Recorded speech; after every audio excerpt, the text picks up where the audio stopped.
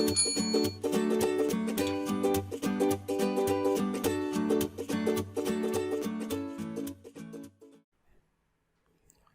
हम पढ़ेंगे एस्केल्मेंथीज,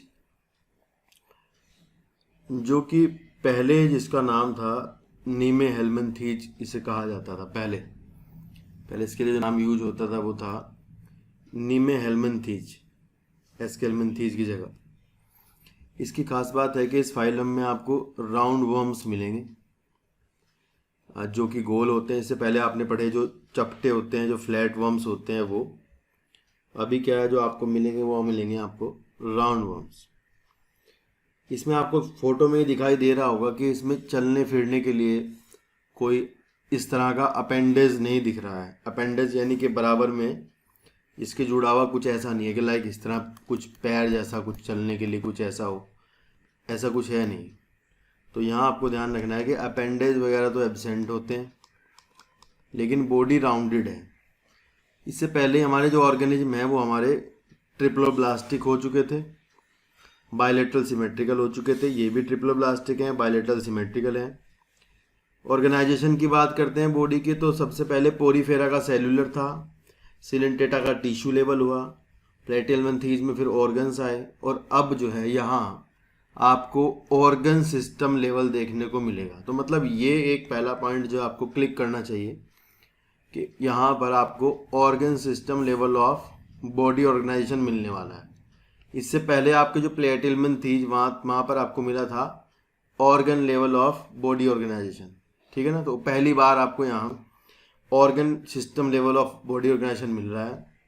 बाकी जैसे पीछे हमने देखा बायलेटरल सिमेट्रिकल पीछे भी था, ये भी है। अब आगे सारे जो हैं जितने भी हैं सारे ट्रिप्लोब्लास्टिक हैं, सब बायलेटरल सिमेट्रिकल हैं, सूडोसिलोमेट। ये एक पॉइंट यहाँ से आपको ये क्लिक करेगा कि दे आर सूडोसिलोमेट। जैसे मैंने पहले आपको बताया था शुरुआत में ही कि भाई जो आपकी कैविटी होती है बॉडी की, जो सिलोम जिसे कहते हैं, ट्रू कैविटी जो होती है वो आपकी दोनों तरफ से मीजोडर्म से घिरी हुई होनी चाहिए, उसको हम ट्रू कैविटी कहते हैं, जो कि आपकी इनमें नहीं मिलती है। इनमें जो कैविटी मिलती है वो मीजोडर्म से घिरी हुई नहीं होती। इसमें जो कैविटी होती है वो ब्लास्टोसील की कैविटी होती है, ये मैंने आपको पहले बताया था। ये आपके होते हैं सूडोसिलोमेट, यानी ये अभी भी ट्रू कैविटी बॉडी में आई नहीं है, ट्रू सिलोम अभी भी नहीं आई है। ट्रू सिलोम इसके बाद एनिलिडा में आएगी सबसे पहली बार, ठीक है। और आप देख लेते हैं एनसीईआरटी ने क्या लिखा है। इन्होंने लिखा है कि भाई एलिमेंट्री कैनाल इज कंप्लीट। इससे पहले जो आपका प्लेटिहेल्मिन्थीज था, आपको पता है प्लेटिहेल्मिन्थीज के अंदर जो एलिमेंट्री कैनाल है आपकी वो कंप्लीट नहीं थी, इनकम्प्लीट एलिमेंट्री कैनाल थी। इनकम्प्लीट एलिमेंट्री कैनाल में क्या होता है, माउथ और एनस एक ही पोर होता है बॉडी में। इनकी बॉडी में आपको दोनों पोर दिखेंगे, माउथ भी दिखेगा और एनस भी दिखेगी। अब एक और वेल मार्क्ड चीज़ जो यहाँ पर आपको दिखाई दे रही है, that is the muscular pharynx, यानी कि इनकी जो एलिमेंट्री कैनाल है उसमें आपको मस्कुलर फेरिंग देखने को मिलेगी। ये इनकी खास बात है। तो आपके जब कैरेक्टर्स बना के सवाल पूछते हैं तो यहाँ से क्वेश्चन क्रिएट करते हैं, ऐसे लिखते हैं pseudocoelomate having muscular pharynx with organ system level of body organization. इनमें से किसका एग्जाम्पल है, चार या इनमें से कोई सा एक एग्जाम्पल रख देंगे, ऑप्शन बना देंगे, ऐसे सवाल पूछते हैं। या फिर सवाल देते हैं ऊपर और ऑप्शन में इनके कैरेक्टर्स को रख देते हैं, पूछते हैं कितने कैरेक्टर इस फाइलम के लिए सही हैं, कितने कैरेक्टर इस फाइलम के लिए सही नहीं। नेक्स्ट बात देखते हैं, एनसीईआरटी लिखा कि एक्सक्रीटरी सिस्टम जो है, एक्सक्रीटरी ट्यूब जो है, remove body waste from the body cavity through the excretory pore. यहाँ जो आपकी एक्सक्रीटरी ट्यूब लिखा है, ये लाइन लिखे ना इन एक्सक्रीटरी ट्यूब वाली, ये एक्सक्रीटरी ट्यूब आपकी भाई, इसको हम क्या कहते हैं, इसको हम रेनेट सेल कहते हैं, रेनेट सेल, ठीक है ना। तो इसे पूछ लेते हैं कि रेनेट सेल किन में मिलती है। Renette cell is the excretory tube remove body waste from the body cavity through the excretory pore. इनमें ऐसा कुछ नहीं होता है कि भाई अलग से कुछ ऐसा विशेष किडनी टाइप हो। यहाँ क्या है, अभी नेफ्रॉन बनने जा रहा है, अभी इसमें अगले वाले में नेफ्रीडिया बनेगा। तो जब इसमें नेफ्रीडिया बनेगा तो इसको रेनेट सेल को आप ये भी कह सकते हो कि दीज आर द प्रोटोनेफ्रीडिया। ये वर्ड भी आप इसके लिए यूज कर सकते हो, प्रोटोनेफ्रीडिया, ठीक है। या फिर आपको लिखा हुआ मिल सकता है excretory canal,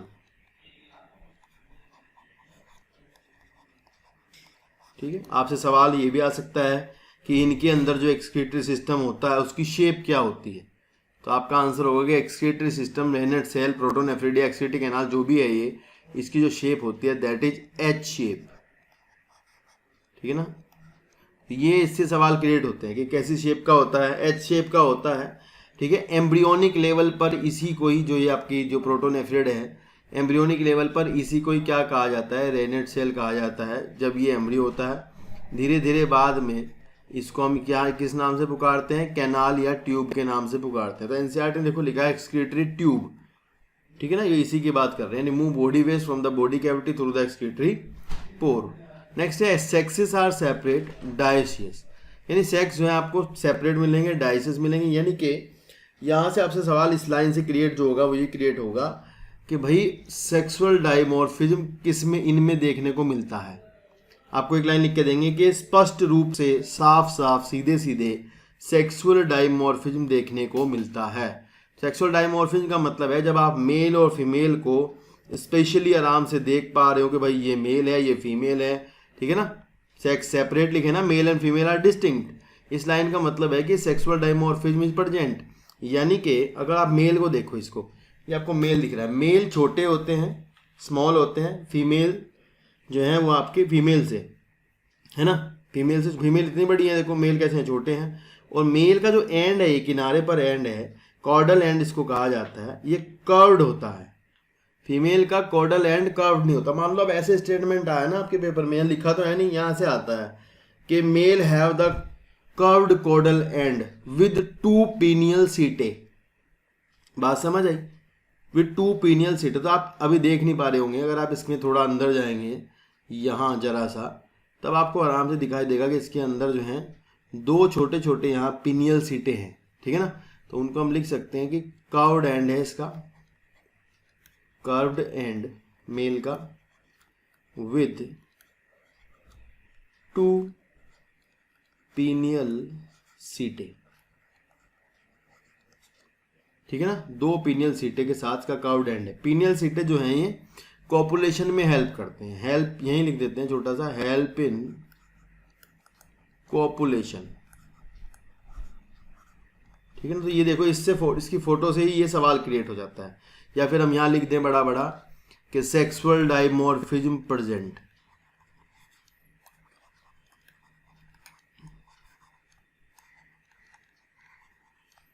sexual dimorphism present, easily आप यहाँ सेक्सुअल डायमॉर्फिज्म दे सकते हैं। ठीक है, नेक्स्ट पार्ट आप समझे बात, इसका क्या है कि जेनाइटल ट्रैक्ट जो इनकी होती है वो इनकी ज्वाइन करती है डाइजेस्टिव ट्रैक्ट के साथ। ठीक है, और एक मतलब जैसे कहीं अगर मान लो ये जेनाइटल ट्रैक्ट है, ये डाइजेस्टिव ट्रैक्ट है, तो ये दोनों आकर के एक चैम्बर में खुलते हैं, उसको कहते हैं क्लोएका। बात समझ आई, उसको क्या कहा जाता है, क्लोएका। तो यहाँ एक कॉमन चैम्बर होता है जिसमें आकर के जेनाइटल ट्रैक्ट भी खुलती है और क्या बोलते हैं उसको, वो भी खुलती है डाइजेस्टिव ट्रैक्ट। 2 जैसे एलिमेंट्री कैनाल वाली डाइजेस्टिव ट्रैक्ट भी वहीं खुलेगी और जेनाइटल ट्रैक्ट भी वहीं खुलेगी। तो इनमें क्लोएका भी मिलता है, कॉमन चैम्बर होता है क्लोएका का, वो मिलता है। फीमेल आपकी लार्ज होती है, दोनों किनारों से स्ट्रेट होती है। ठीक है ना, और फीमेल के अंदर आपको ध्यान रखना है कि क्लोएका एब्सेंट होता है।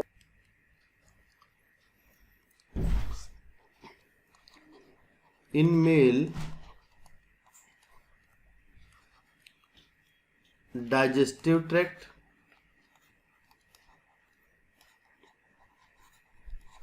and genital tract open into cloaca, but in female cloaca absent। Female के अंदर क्लोएका जो होता है वो एब्सेंट होता है। तो ये सवाल यहाँ से बन जाता है, आपसे डिफरेंस के क्वेश्चन पूछ लिया जाएगा, तब आप बताओगे कि फीमेल में क्लोएका एब्सेंट होता है। नेक्स्ट देखते हैं, नेक्स्ट इन्होंने लिखा है कि भाई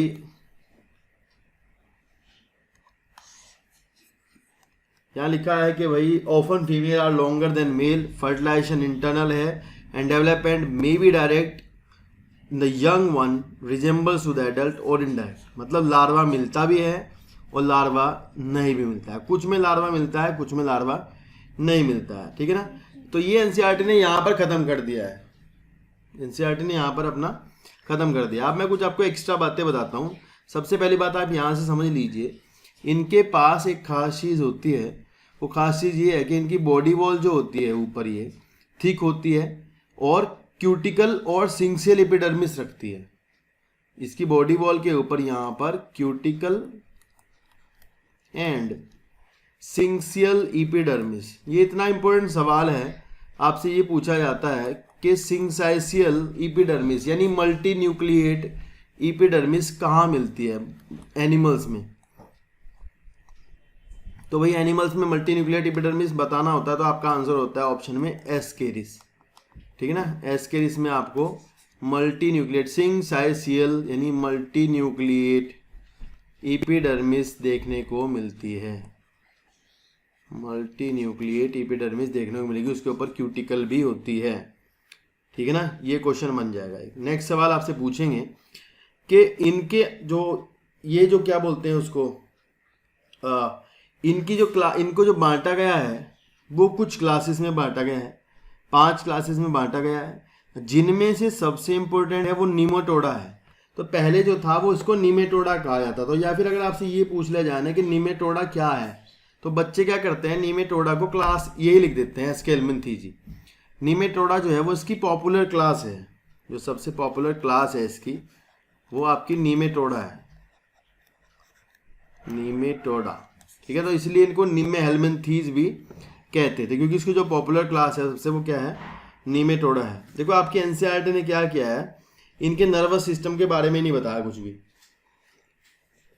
दूसरा आपको क्या ध्यान रखना है यहाँ पर, इन्होंने एक्सक्रीशन के लिए ये भी नहीं बताया कि ये क्या प्रोडक्ट एक्सक्रीट आउट करते हैं, यानी ये अमोनोटेलिक हैं, कैसे हैं, यूरिकोटेलिक हैं, यूरियोटेलिक हैं। तो इनके एक्सक्रीशन में इन्होंने नहीं बताया, तो मैं बताता हूँ। एक्सक्रीटिव प्रोडक्ट जो है वो उसकी क्या है, अमोनिया है। अगर आपको ये लिखा मिले कि भाई ये तो अमोनोटेलिक हैं तो ये बिल्कुल सही बात होगी। मैंने आपको याद करने के लिए बताया था कि जो पानी में आपको लगे कि जो पानी में है वो सारे आपके कैसे होते हैं, अमोनोटेलिक, क्योंकि वो पानी में रहते हैं, आराम से अमोनिया एक्सक्रीट आउट कर सकते हैं, कोई दिक्कत नहीं है उनको ना अमोनिया को बाहर निकालने में, ठीक है। दूसरी बात जो एनसीईआरटी ने नहीं बताई, ये स्यूडोसिलोम जो है ना, यहाँ मैं लिख देता हूँ स्यूडोसिलोम, स्यूडोसिलोम इज फॉर्म्ड ऑफ ब्लास्टोसील। जो आपका एम्ब्रियोनिक डेवलपमेंट के दौरान जो ब्लास्टोसील कैविटी होती है, वही ब्लास्टोसील कैविटी आपकी स्यूडोसिलोम का निर्माण करती है, फॉर्मेशन करती है।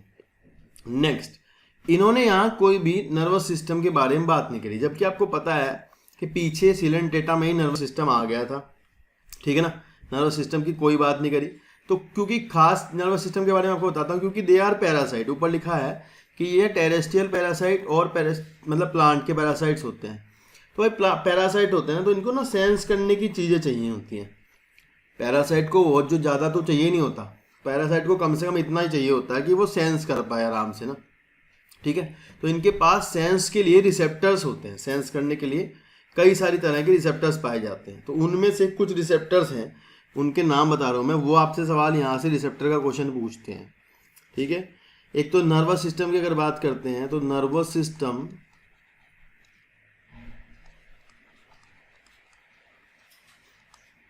कैसा होगा, एक नर्व रिंग होगा, ठीक है ना। उसी नर्व रिंग को आप ये समझ लो कि नर्व रिंग जो है वही ब्रेन है, क्योंकि ऐसा तो होता नहीं बहुत ज़्यादा तुम्हारे जैसा ब्रेन होगा। और बॉडी में इनकी लॉन्गिट्यूडनल नर्व कोड होंगी, पूरी बॉडी में लॉन्गिट्यूडनल नर्व कोड्स होती हैं आगे तक, ठीक है। दो चीज़ होगी, तो रिंग, एक तो रिंग हो गया, नर्व रिंग आगे एंटीरियर एंड पे नर्व रिंग हो जाएगा, और पीछे पूरे में क्या हो जाएंगे, लॉन्गिट्यूडनल नर्व कोड हो जाएंगे। फिर बॉडी में इनकी कुछ रिसेप्टर्स मिलते हैं, जैसे कि पेपिला, मैं इनके नाम बता रहा हूँ, इनसे सवाल आएंगे पेपर में, ठीक है ना। जैसे कि पेपिला पूछेंगे, भाई पेपिला जो है वो कैसा रिसेप्टर है, तो अब आपका आंसर होगा पेपिला आपका टेंगो रिसेप्टर है। टेंगो रिसेप्टर आपने 10th में पढ़ा था, वहाँ आपको बताया गया होगा कि टेस्ट के होते हैं टेंगो रिसेप्टर। आपसे सवाल आएगा एम्फिड्स कैसा रिसेप्टर है, ठीक है। एम्फिड्स जो होते हैं आपके कीमो रिसेप्टर्स होते हैं।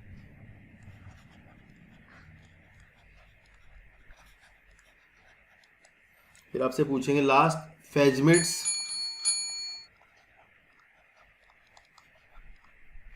फेजमिड्स आपके कीमो रिसेप्टर ही होते हैं। फिर दोनों अलग अलग क्यों होते हैं? कीमो रिसेप्टर, लेकिन ये कहाँ होते हैं भैया? ये टेल में पाए जाते हैं, टेल रीजन में मिलते हैं, ठीक है ना। तो 3 तरह के रिसेप्टर के सवाल आएंगे नर्वस सिस्टम से। नीचे इन्होंने एक जगह एक पॉइंट और छूट गया हमसे, इन्होंने कहा है कि भाई इनमें लार्वा भी मिलता है, कुछ में लार्वा नहीं मिलता है। तो लार्वा जैसे एस्केरिस में लार्वा मिलता है, इनडायरेक्ट शब्द लिखा ना, इनडायरेक्ट वर्ड का ही मतलब यही है कि इसका मतलब लाइफ साइकिल में कुछ लार्वल स्टेजेस हैं, और लार्वल स्टेजेस से मेटामॉर्फोसिस के बाद आप एस्केरिस का लार्वा जो होता है, लार्वा आपका मेटामॉर्फोसिस करता हुआ मतलब एक से दूसरा, दूसरे से चेंज करके बॉडी को एडल्ट में कन्वर्ट होता है। तो ऐसी जगह पे आपको इनडायरेक्ट डेवलपमेंट देखने को मिलता है। तो इनडायरेक्ट डेवलपमेंट लिखा है तो लार्वा का नाम आप बस सुन लो, मतलब it's not necessary to learn the name of the larva, क्योंकि मेडिकल जो है आजकल लार्वा पूछ नहीं रहा है, बस इसलिए बता रहा हूँ क्योंकि यहाँ लिख दिया है इन्होंने लार्वा, ठीक है। ये लिख देता हूँ रेबडीफॉर्म, ये रेबडीफॉर्म लार्वा, इनके लार्वा क्या कहते हैं? रेबडीफॉर्म लार्वा। ये सवाल आ जाता है, ठीक है ना। तो आएगा तो आजकल तो आ नहीं रहा है, मतलब फिर भी पूछ सकते हैं क्योंकि टाइम खराब आते हुए देर नहीं लगती ना, कभी कभी आ जाते हैं ऐसे सवाल। चलिए नेक्स्ट सवाल है, देखो इन्होंने एग्जांपल में दिया है एस्केरिस को राउंड वर्म कहते हैं, वुचेरिया को फाइलेरिया, एंसाइक्लोस्टोमा हुकवर्म कहलाता है आपका। ये तो ये पूछते ही हैं डायरेक्ट कि भाई कौन सा हुकवर्म है, कौन सा फाइलेरियल वर्म है। लेकिन वुचेरिया जो आपका ये है, थोड़ा इसको सम्मान देना पड़ेगा क्योंकि ये बेचारा अच्छी सी बीमारी करता है जिसको हम कहते हैं एलिफेंटेसिस। तो इसके 2 सवाल अभी आकाश के टेस्ट पेपर में आए थे कल परसों ना, वो यही थे कि वुचेरिया जो होगा आपका वो किससे फैलता है। एक तो सवाल ये है कि वुचेरिया का जो वेक्टर है वो कौन है। दूसरा सवाल आपका ये पूछा जाता है कि इसका लार्वा का नाम क्या है, ठीक है ना, या फिर इसकी इन्फेक्टिव स्टेज क्या है। इन्फेक्टिव स्टेज में दोनों की बता देता हूँ। इन्फेक्टिव स्टेज इसकी क्या बोलते हैं, जो आपका ये है एस्केरिस, इसकी भी और इसकी भी। तो एस्केरिस यहाँ लिख देता हूँ दोनों की ना, इधर लिख देते हैं एस्केरिस के पास infective stage of Ascaris. Ascaris कौन सी स्टेज में इन्फेक्शन करता है, इसकी लाइफ साइकिल आपको पूरी नहीं याद करनी क्योंकि हमें एग्जाम निकालना है ना, साइंटिस्ट नहीं बनना। तो इसका जो एम्ब्रियोनेटेड एग्स होते हैं, एम्ब्रियोनेटेड एग्स, ये आपकी किसकी है? एस्केरिस की। कैसी है? इन्फेक्टेड करने वाली स्टेज जो इस इन्फेक्शन कोज करती है। इसी तरह जो आपका ये है वुचेरिया, वुचेरिया का लार्वा बता देता हूँ पहले आपको कि लार्वा क्या है। इसके लार्वा का नाम होता है माइक्रोफाइलेरी,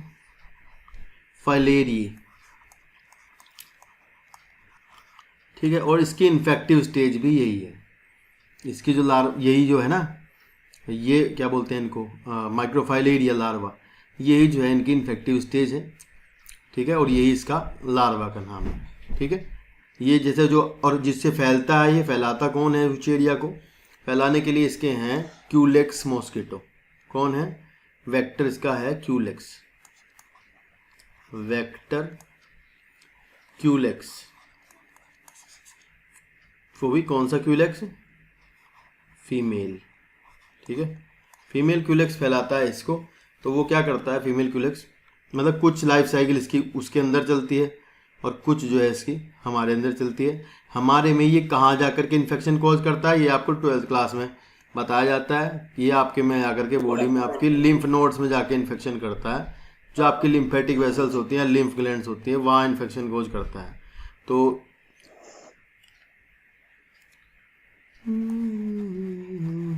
cause infection in lymph vessel और नोड। लिम्फ वेसल या लिम्फ नोड में जा करके इन्फेक्शन करता है, ठीक है ना। पर मॉस्किटो अगर इसको उठा लेता है बॉडी से आपकी, तो ये मॉस्किटो की मसल्स में जाता है, ठीक है ना, ये ध्यान रखना। मॉस्किटो की मसल में जाकर के माइक्रोफाइलिडी लार्वा जो है ना, वो इन्फेक्शियस पैरासाइट की फॉर्म में कन्वर्ट हो जाता है, ठीक है ना। स्टेज 3 होती है इसकी। वो तो इस तरह के सवाल आपसे पूछे नहीं जा रहे हैं, ठीक है, ये वाले सवाल। पहले तो इनकी दवाइयाँ पूछी जाती थी, अभी इनकी कोई दवाई नहीं पूछी जाती। ज़्यादा ज़्यादा अगर कोई पूछता है तो एल्बेंडाजोल दे देते हैं। अगर आपको ये हुआ होता है ना, कोई सा भी हो, एस्केरिस हो तो, या एस्केरिस के केस में चीनोपोडियम तेल दे देते हैं, ठीक है। और या फिर दवाई के नाम पर एल्बेंडाजोल दे देते हैं। और दवाई हैं एक डाईमिथाइल कार्बेमाजीन होती है, वो दे देते हैं। तो पहले इस तरह के बकवास सवाल आते थे, आजकल तो इन्होंने बंद कर दिया। इन्होंने एनसीईआरटी में कड़ी इतना कम दिया तो फिर इतने ज़्यादा सवाल भी नहीं पूछते हैं इससे आगे ना। तो ये ध्यान रखना भाई, कुछ क्वेश्चन बन जाते हैं, ठीक है। अब आपका जो है वो है नेक्स्ट फाइलम एनिलिडा। इसको देखते हैं फाइलम एनिलिडा में क्या है। जैसे कि आपका जो नाम है फाइलम एनिलिडा, नाम ही आपको बता रहा है कि भैया ऐसा है, हमारी बॉडी में रिंग्स हैं। क्योंकि एन्यूलस जो वर्ड है, उस एन्यूलस वर्ड का मतलब ही होता है रिंग्स, ठीक है। बॉडी में सेगमेंटेशन होना, अच्छे से सेगमेंट, साफ सेगमेंटेशन दिखना, ठीक है ना। और इसी वर्ड से ही बना है एनिलिडा, यानी सेगमेंटेड बॉडी, ठीक है। अब इसको पढ़ के देखते हैं क्या लिखा हुआ है यहाँ पर। यहाँ लिखा है कि दे मे बी एक्वाटिक, ये आपके एक्वाटिक हो सकते हैं।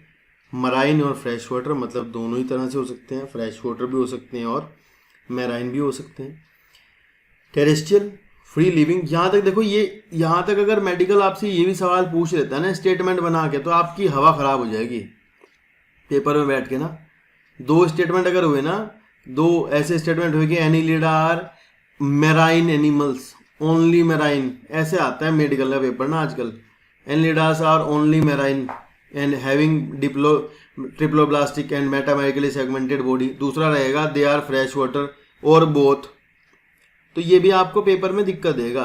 मतलब ये जरा सी बात भी आपको ऐसे लगेगी कि क्या ही पूछ लिया मतलब पेपर में ना, ठीक है। तो थोड़ा ध्यान से पढ़ना यार, दोनों जगह होते हैं, टेरेस्ट्रियल होते हैं, फ्री लिविंग होते हैं, सम टाइम पैरासिटिक, कभी कभी पैरासिटिक होते हैं, हमेशा पैरासिटिक नहीं होते, क्योंकि बेचारे आराम से ज़मीन में भी रहते हैं। आपको पता ही है, जो आपका अर्थवर्म है वो आराम से चुपचाप अकेला ही रह लेता है, पैरासिट बनने की जरूरत नहीं है उसको। नेक्स्ट देखो, नेक्स्ट क्या they exhibit organ system level. देखो अब आपको ध्यान रखना है, जितने भी आगे आएंगे, जो भी आगे आएंगे, उन सब में अब ये सारे सिस्टम पाए जाएंगे। मतलब उनमें सारे के सारे ट्रिप्लोब्लास्टिक होंगे भाई, जितने आएंगे वो सारे के सारे मेटामेरिकली सेगमेंटेड होंगे। नहीं सॉरी, हाँ सेगमेंटेड तो होंगे ही, सारे तो नहीं होंगे, मतलब सेगमेंटेड होंगे कुछ, लेकिन ये सीलोमेट होंगे सारे आगे वाले। बायलेटरल सिमेट्री सब में होगी, और ऑर्गेनाइजेशन में जो है वो ऑर्गन सिस्टम लेवल होगा, ठीक है। तो मतलब इससे आगे क्या है, अब डेवलपमेंट अच्छा होता जा रहा है। लेकिन ये ध्यान रखना कि ये मेटामेरिकली सेगमेंटेड सारे नहीं होंगे, कुछ में आगे जाके सेगमेंटेशन नहीं है, ठीक है। लेकिन ये सब होगा, बायलेटरल सिमेट्रिकल होंगे, ट्रिप्लोब्लास्टिक होंगे, सीलोमेट होंगे। अब देखो तुम्हें याद रखना है कि सीलोमेट जो वर्ड है वो पहली बार यहाँ पे आया है, एनिलिडा में सीलोमेट शब्द जो है पहली बार आया है। तो सीलोमेट होने का मतलब ये होता है कि भाई इनमें सीलोम है। सीलोम क्या है? सीलोम आपकी एक ट्रू कैविटी है। ट्रू कैविटी मतलब ऐसी बॉडी कैविटी जो कि आपकी दोनों तरफ से घिरी हुई है मीजोडर्म से, जैसा आपको पहले पढ़ाया गया है। If the body cavity is lined from the both side by the mesoderm और कॉल्ड एज अ पेरिटोनियम, तो आप क्या बोलोगे उसको? वो आपकी कहलाती है सीलोम, और वो भी यू सीलोमेट। अगर इसको यू सीलोमेट लिखें तो ज़्यादा अच्छा वर्ड है, इसको लिख देते हैं यू सीलोमेट, ठीक है, true coelom. The body surface is distinctly marked out into segments. Body surface इनकी डिस्टिंक्टली मार्क्ड होती है, ठीक है, सेगमेंट्स में बटी होती है, और उन सेगमेंट्स को क्या कहते हैं? मेटामर। ये आपको पीछे पढ़ा गया है वहाँ पर शुरुआत में बेसिक्स में। मेटामेरिज्म इनमें देखने को मिलता है, बॉडी सेगमेंटेशन आराम से इनमें देखने को मिलता है आपको। और नेक्स्ट लिखा है कि hence the phylum name Annelida, और इसी के नाम पर जो फाइलम है उसका नाम क्या बताया गया है? एनिलिडा, क्योंकि एन्यूलस का मतलब होता है लिटिल रिंग्स, छोटे रिंग्स, ठीक है। Next they possess longitudinal and circular muscles. इनमें क्या होती है, देखो मूवमेंट के लिए अगर आप इनकी बात करते हो कि इनका मूवमेंट कैसे होगा, चलने के लिए इनमें आपको लॉन्गिट्यूडनल और सर्कुलर मसल्स देखने को मिलती है, ठीक है। जिससे क्या करते हैं, इनमें ऐसा कुछ तो है नहीं कि भाई चलने के लिए बहुत ज़्यादा मतलब तुम्हारी तरह होगा।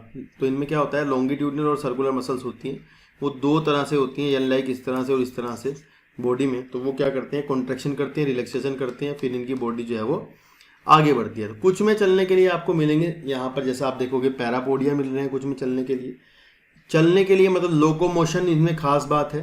इससे पहले वाले जो है उन पे लोकोमोशन के लिए कुछ बेचारों के पास था नहीं, ऐसा बराबर में अपेंडेजेस वगैरह थे नहीं। यहाँ आपको अपेंडेजेस आए हैं चलने के लिए, ठीक है। और यहाँ पर आपको क्या मिला है, सीलोम मिली है, ट्रू सीलोम मिल गई है ना। तो लोकोमोशन पे इन्होंने थोड़ा ज़्यादा जोर दिया है यहाँ से।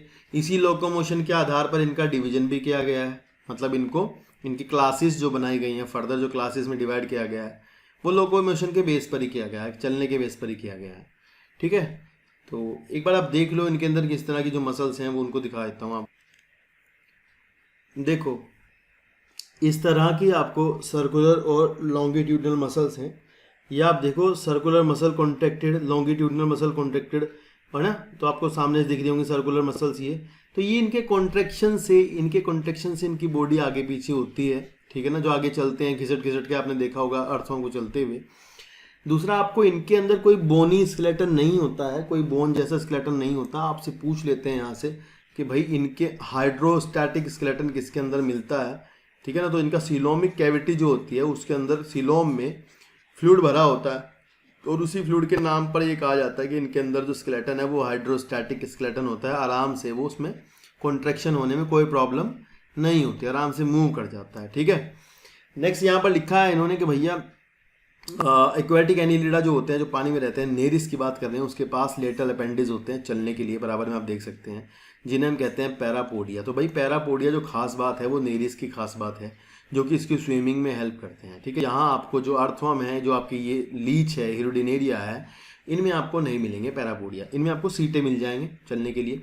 And nephridia, a single nephridium help in osmo regulation. यहाँ पर क्या होता है, किडनी के नाम पर यानी एक्सक्रीशन के नाम पर, जो ऊपर तो आपका प्रोटोनेफ्रीडिया था, तो वो प्रोटो से क्या बन गया है, नेफ्रीडिया। इससे पहले आपका जो प्लेटी में था वो थी सेल्स, उसमें नाम था फ्लेम सेल्स, फ्लेम सेल्स से फिर प्रोटोनेफ्रीडिया, प्रोटोनेफ्रीडिया से फिर नेफ्रीडिया। मतलब धीरे धीरे क्या हो रहा है, एडवांसमेंट होता जा रहा है, एडवांस होता जा रहा है, ठीक है। ये बात आप ध्यान रखना, एडवांसमेंट आता जा रहा है। इसके बाद जो है, जो अगले वाले आएंगे आपके, जो ऑर्थोपोड आएंगे, उनमें थोड़ा और अच्छा होगा, ट्यूब्यूल्स वगैरह बनने शुरू हो जाएंगे, ठीक है। तो इन्होंने यहाँ सीटे का नाम नहीं लिया, इन्होंने लोकोमोशन में देखो किसका नाम लिया, केवल पैरापोडिया का नाम लिया है चलने फिरने में। इन्होंने यहाँ सीटे का, काइटिनियस सीटे का नाम नहीं लिया। तो कुछ जो होते हैं उनमें काइटिनियस, काइटिन के बने हुए सीटे मिलते हैं, SETAE, वो हम बताएंगे अभी, वो आपके वो भी मूवमेंट में काम करते होते हैं। हाइड्रोस्टैटिक स्केलेटन आप यहाँ से याद रखेंगे, जहाँ मैंने अभी डायग्राम में बताया है, ठीक है। या फिर हम ये कहते हैं कि इनको जो कैविटी होती है वो, जिसको हम पीछे पढ़ाया था आपको, जो कि साइजोसीलोमेट कहलाते हैं। साइजोसील जो होती है वो आपकी उसमें भरा होता है फ्लूइड, और फ्लूइड की वजह से इनका जो कैविटी, इनका जो स्केलेटन है वो आपका हाइड्रोस्टैटिक स्केलेटन कहलाता है। डाइजेस्टिव ट्रैक्ट की अगर इनकी बात करोगे आप, यहाँ कुछ नहीं बताया उसके बारे में, क्योंकि इन्होंने पीछे जो है ना, इससे पहले वालों में डाइजेस्टिव ट्रैक्ट को कंप्लीट कर दिया है। आप बात समझ रहे हो, डाइजेस्टिव ट्रैक्ट को इन्होंने कंप्लीट कर दिया है पहले ही, तो अब ये नहीं बता रहे हैं। इसका मतलब आगे आप समझ जाएं खुद ही कि डाइजेस्टिव ट्रैक्ट जो है वो कंप्लीट ही है। अब ये दोबारा डाइजेस्टिव ट्रैक्ट के बारे में बात नहीं करेंगे, मतलब डाइजेस्टिव ट्रैक्ट तो अब कंप्लीट है, मतलब माउथ, एनस, ये सब अब है, ठीक है ना। तो जितने भी आगे आएंगे उनमें सब में अब कंप्लीट ही आएगी।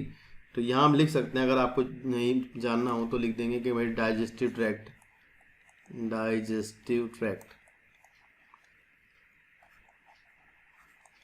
कंप्लीट है।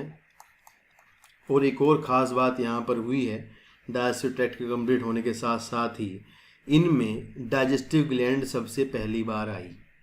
डाइजेशन के लिए जो ग्लैंड जिसे कहते हैं वो इनमें सबसे पहली बार दिखी। तो हम यहाँ लिख दें कि डाइजेस्टिव ग्लैंड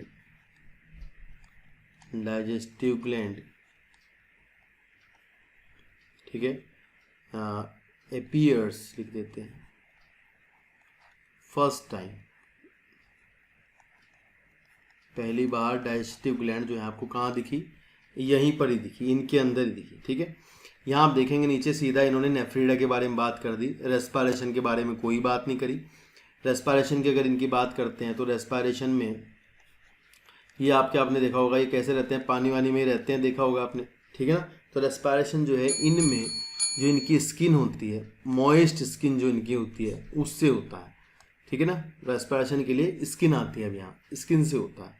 रेस्पिरेशन लिख देते हैं मॉइस्ट स्किन से। तो उसके लिए मैंने आपको पीछे एक स्पेशल नाम बताया था बेसिक्स के टाइम पर कि मॉइस्ट स्किन से जो करते हैं उनको क्या कहते हैं, क्यूटेनियस रेस्पिरेशन होता है जिनमें।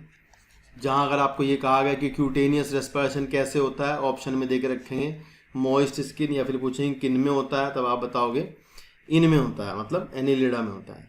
हमने शुरू में आपको बताया था कि सर्कुलेटरी सिस्टम जो है वो क्लोज होता है, ठीक है ना। यहाँ बताया नहीं होगा सर्कुलेटरी सिस्टम भी, देखो शुरुआत में एक बार बता दिया कि सर्कुलेटरी सिस्टम एनिलिडा में क्लोज हुआ, एनिलिडा में और कोर्डेटा में क्लोज है। बाकी सब जगह जहाँ भी ब्लड है वो ओपन में है।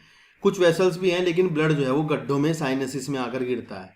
लेकिन यहाँ पर जो आपका सर्कुलेटरी सिस्टम होगा वो आपका कैसा होगा, क्लोज होगा। सर्कुलेटरी सिस्टम आपका कैसा है, क्लोज होगा, यानी ब्लड सर्कुलेटरी सिस्टम की बात कर रहे हैं। और आपको ध्यान रखना है कि सबसे पहली बार ब्लड जैसी बात यहीं हुई, इससे पहले हमने ब्लड की कोई बात नहीं करी, ठीक है ना। इससे पहले हमने ऊपर एस्केलमेंथीज में कोई बात नहीं करी, यानी ये सबसे पहली बार जो ब्लड आया है वो यहाँ आया है। सर्कुलेटरी सिस्टम कहाँ पर आया है, यहाँ पर आया है। तो जब ये सर्कुलेटरी सिस्टम क्लोज टाइप का है, यानी इसका मतलब है ब्लड आपका कहाँ चलता होगा, जब इनका ब्लड आपका पाइप में यानी वेसल्स के अंदर बंद रहता होगा। तो इसका मतलब हार्ट भी चाहिए होता होगा पंप करने के लिए ना। तो यहाँ पर आपको एक पल्सेटाइल हार्ट भी मिल जाएगा, पल्सेटाइल हार्ट जो कि पल्सेशन करता है, जिससे कि ब्लड जो है आगे पंप होगा, ठीक है ना। ये ध्यान रखना, पल्सेटाइल हार्ट। अगर आपसे पूछा सबसे पहली बार हार्ट कहाँ दिखा, तो हार्ट आप बताएंगे कि भाई हार्ट जो है वो सबसे पहली बार यहाँ दिखा, इनके अंदर एनिलिडा के, क्योंकि यहीं सबसे पहली बार सर्कुलेटरी सिस्टम आया। जब सर्कुलेटरी सिस्टम है तो ब्लड भी होगा, सीधी बात है ना, ब्लड तो होगा ही। अब अगर मैं ब्लड की बात करूँ तो ब्लड जो है वो आपका आरबीसी नहीं रखता है, आरबीसी एब्सेंट हैं, ब्लड में आरबीसी नहीं होंगी। तो इसका मतलब हीमोग्लोबिन जो पिगमेंट होगा वो कहाँ रहेगा, हीमोग्लोबिन फिर इनका प्लाज्मा में घुला रहेगा, क्योंकि आरबीसी तो नहीं है। हम यहाँ लिख देंगे haemoglobin dissolve in plasma, haemoglobin plasma में डिसॉल्व होगा, घुला रहेगा। ऐसा प्लाज्मा जिसमें ये हीमोग्लोबिन घुला रहता है इसको क्या कहते हैं। इसके लिए सवाल आता है तो आंसर होता है इरिथ्रोक्रोइन, इरिथ्रोक्रोइन, इरिथ्रोक्रोइन।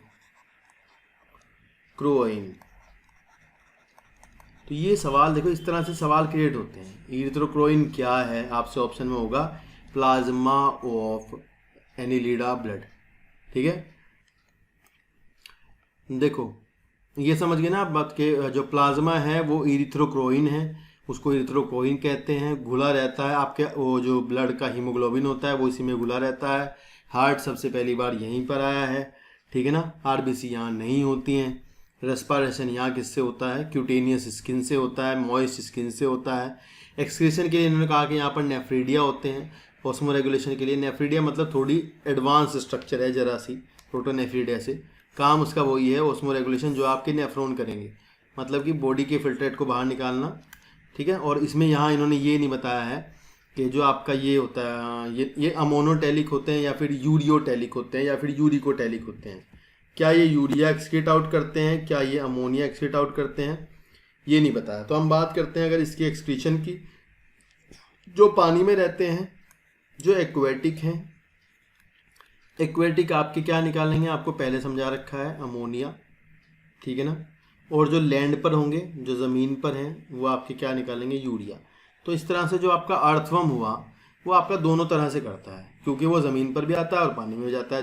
ज़मीन पर आएगा तो अर्थवर्म जो है आपका यूरिया को एक्सक्रीट आउट करेगा, और जब वो पानी में होगा तो वो आपका एक्सक्रीशन क्या करेगा, अमोनिया करेगा। तो दोनों तरह से होता है, अमोनोटेलिक भी और यूरियोटेलिक भी। तो दोनों हैं, अमोनो और यूरियोटेलिक, अमोनोटेलिक भी और यूरियोटेलिक।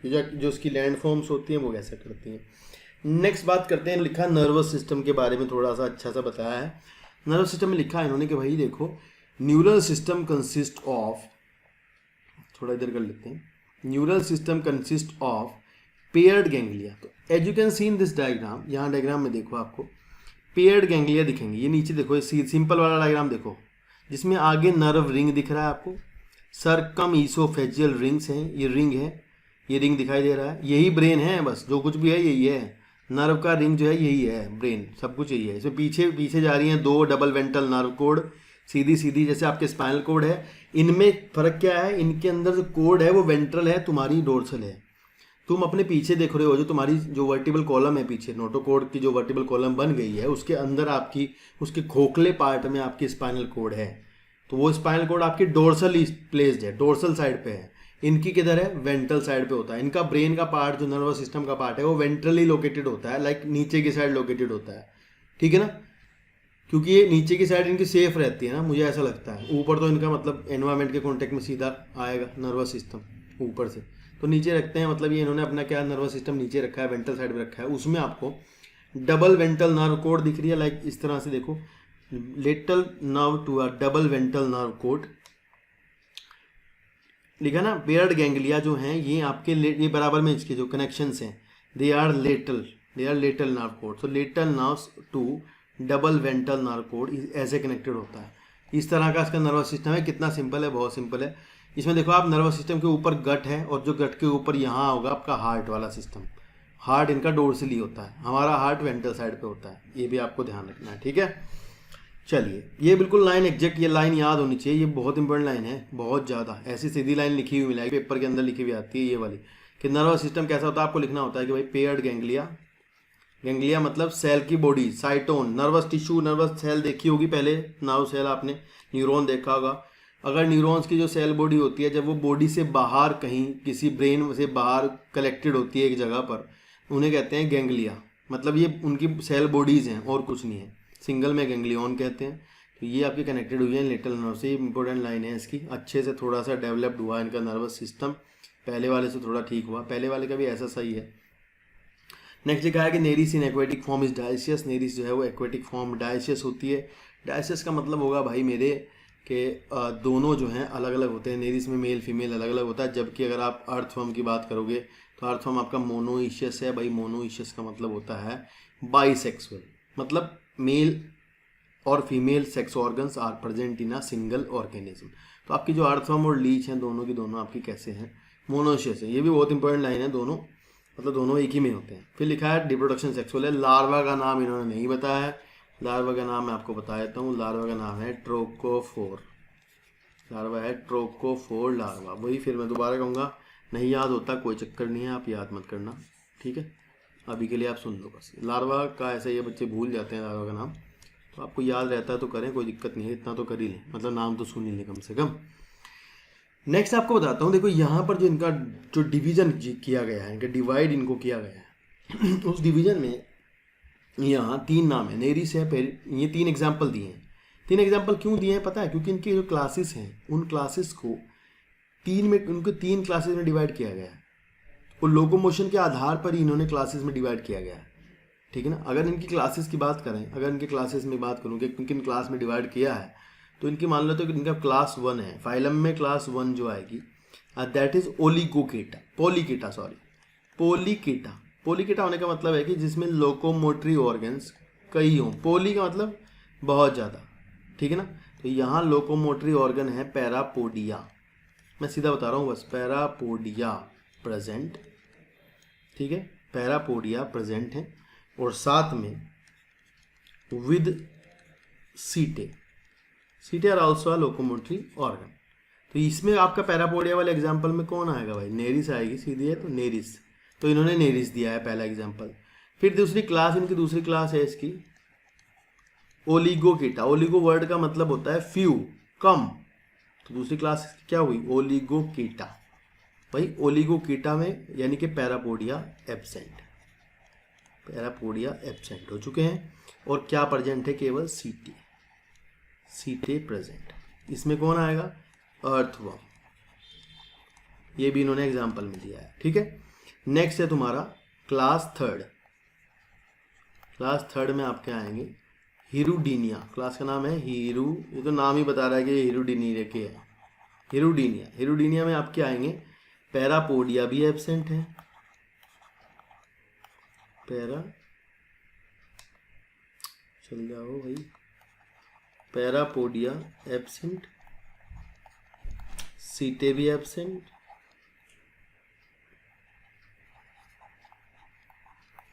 इसमें कौन आएगा आपका, हिरुडिनेरिया। हिरुडिनेरिया जो है भाई वो आपकी क्या है, लीच है, ठीक है ना। यहाँ से आपसे कुछ सवाल इसके पूछे जाते हैं, हिरुडिनेरिया से कुछ क्वेश्चन बन जाते हैं।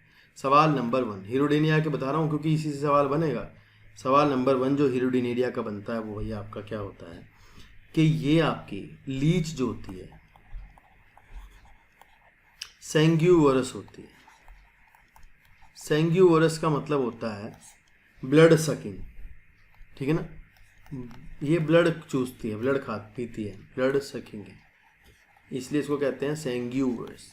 दूसरा इसका जो खास इंपॉर्टेंट सवाल है भाई वो ये है कि इसका जो सलाइवरी ग्लैंड्स होती हैं जो इसकी, वो जब ये खून चूसती है तो उस टाइम पर वो एक एंटीकोएगुलेंट निकालती हैं, एंटीकोएगुलेंट जो ब्लड को जमने नहीं देता, ब्लड को कोएगुलेट नहीं होने देता, and that is called as हीरुडिन।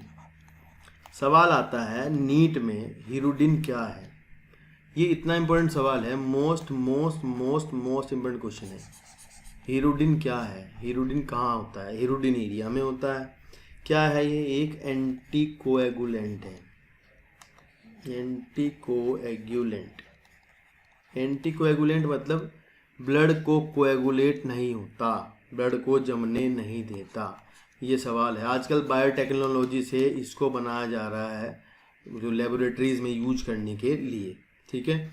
Leach आपकी बाइसेक्सुअल होती है, याद रखना, पैरापोडिया वगैरह एब्सेंट होते हैं, ठीक है ना। और इसमें ऐसा कुछ नहीं होता एंटीरियर और पोस्टीरियर हेड टाइप का, इसमें कुछ ऐसा समझ में नहीं आता, ठीक है। सिफिलाइजेशन नहीं होता, मैंने बताया था ना पीछे सिफिलाइजेशन आपका अर्थवर्म में भी नहीं होता, ठीक है। इन दोनों में सिफिलाइजेशन नहीं होता, सिफिलाइजेशन होता है एंटीरियर हेड होना, ठीक है। तो यहाँ एक नोट करके डाल देते हैं, सिफिलाइजेशन एब्सेंट इन फेरिटीमा। फेरिटीमा कौन है, अर्थवर्म है, फेरिटीमा एंड हिरुडिनेरिया इनमें, ठीक है। फेरिटीमा पोस्थुमा इसे कहते हैं, अर्थवर्म को पूरा नाम है। हिरुडिनेरिया आपकी लीच होती है। इन दोनों में ही आपका सिफिलाइजेशन नहीं होता। सिफिलाइजेशन यानी आपको पीछे पढ़ाया गया है बेसिक्स में, एंटीरियर हेड का होना, वो इनमें प्रेजेंट नहीं होता, देखने को नहीं मिलता, ठीक है ना। नेक्स्ट बात है, एक नोट और डलेगा भाई, इंपॉर्टेंट नोट है वो, यहाँ एक बार और बताना पड़ेगा। ये जो आपकी लीच होती है ना, जो हिरुडिनेरिया होती है, इसके अंदर एक और खास चीज़ होती है, इसके अंदर आपको एक टिश्यू मिलता है, इसके सिलोम में, कैविटी जो इसकी होती है सिलोम में, इसकी एक टिश्यू मिलता है, उसको कहते हैं बोट्रॉयडल टिश्यू, ठीक है। तो ये मैं यहाँ लिख देता हूँ, इम्पोर्टेंट है बहुत ज़्यादा। सवाल आता है बोट्रॉयडल टिश्यू कहाँ मिलता है, तो आप कहना हिरुडिनेरिया की सिलोम में मिलता है। यहाँ लिख देता हूँ, coelom filled with botryoidal tissue, botryoidal tissue। सवाल नंबर नेक्स्ट, बोट्रयोइडल टिश्यू का क्या काम है, एक्सक्रीटरी इन फंक्शन, एक्सक्रीटरी फंक्शन होता है इसका। तो ये इंपॉर्टेंट सवाल हैं कुछ जो कि आपके पेपर में आएंगे, मतलब आएंगे का मतलब आएंगे ही, इसका मतलब सीधा ये है कि ये आएंगे तो आएंगे ही, मतलब यही सवाल जो बनते हैं वो ये हैं। इसके अलावा आपके पेपर में क्या पूछा जाएगा वो अलग बात है। इसके अलावा आपकी बुक में अर्थवर्म पूरा दिया है, अर्थवर्म को अभी नीट नहीं पूछ रहा होता, कॉकरोच केवल पूछ रहा होता है, तो आपको बहुत ज़्यादा अर्थवर्म के बारे में जानने की कोई ज़रूरत नहीं है, ठीक है ना, बहुत ज़्यादा जानने की ज़रूरत नहीं होती। वो भी अगर मान लो आपको ये बात, कुछ बातें मैंने बता दी हैं तो ठीक है, ये पेपर में आ जाएंगी, वेरी गुड, नहीं आती हैं तो कोई बात नहीं, आपको इतना ही करना है, इतना आपको बताया जा रहा है, ठीक है। आप उसको अगर 11, 12 2 साल तक अगर याद करोगे तो आपको ये फ़ायदा मिलेगा, मतलब 2 साल में जाकर याद होंगी चीज़ें, वरना धीरे धीरे आप सब गायब होता जाएगा अगर आप धीरे धीरे छोड़ते चले जाओगे इन चीज़ों को सबको। तो अभी के लिए आप इतना ही करें आज, आप ये दोनों करें, मतलब दोनों को याद करें। एक आपका फाइलम एनिलिडा है, एक आपका फाइलम ऑर्थोपोडा है, सॉरी एस्केल्मेंथीज है। तो आज के लिए इतना ही करते हैं, ठीक है, ओके। आज की वीडियो में दोस्तों इतना ही। आगे की वीडियो देखने के लिए चैनल को सब्सक्राइब कर दीजिएगा और ये घंटी वाला बटन दबा दीजिएगा ताकि आपको नोटिफिकेशन मिलते रहें। Thank you so much.